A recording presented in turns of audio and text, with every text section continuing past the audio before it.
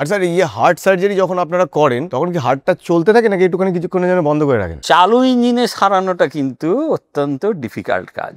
আমরা যে coronary bypass সার্জারিগুলো করি তা দুটো পদ্ধতিতে করা হয়, অন পাম্প একটা অফ পাম্প। এবং অফ পাম্পের ক্ষেত্রে আমরা বিটিং হার্ট সার্জারি করি, হার্ট বিট করবে, মানে engine is running, is very difficult running ইঞ্জিনে কাজ করা। তোমাকে যদি একটা গাড়ির আমি ইঞ্জিন চালিয়ে দিয়ে বলি এই ইঞ্জিনে কাজ করো, so nobody can do that. তো এখানেও সেটা হয় যে আমরা যখন অফ পাম্প করি তখন হার্ট বন্ধ করলে আমার সারা শরীরে রক্ত চলাচল বন্ধ হয়ে যাবে, পেশেন্ট মারা যাবে। আর যখন অন পাম্প মানে একটা পাম্পের সাহায্য নিই, যেখানে হার্টটা দুর্বল হয়ে আছে, যেখানে আমরা হার্টকে ম্যানিপুলেট করতে গিয়ে ব্লাড প্রেশার মেনটেন করতে পারছি না, হার্টের গতি অত্যন্ত ফাস্ট হয়ে যাচ্ছে, যেখানে আমরা সার্জারিটা করতে পারছি না, হার্ট হঠাৎ করে সেখানে স্তব্ধ হয়ে যাওয়ার চান্সেস থাকে, তখন আমরা হার্ট লাং মেশিনের সাহায্য নিই, কিন্তু তাকে আমরা বলি অন পাম্প সার্জারি। স্টপ করি তখনই যখন আমার হার্টের ভিতরের কোনো জিনিসকে আমরা চেঞ্জ করব বা রিপেয়ার করব।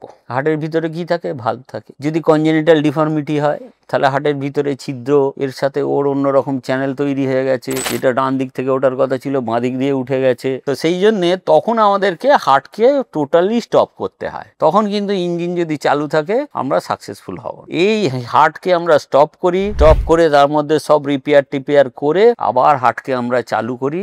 তো সুতরাং এখানে দুরকম জিনিস আমরা করি, একটা হচ্ছে বিটিং হার্ট আর একটা হচ্ছে নন বিটিং বা স্টপ হার্ট।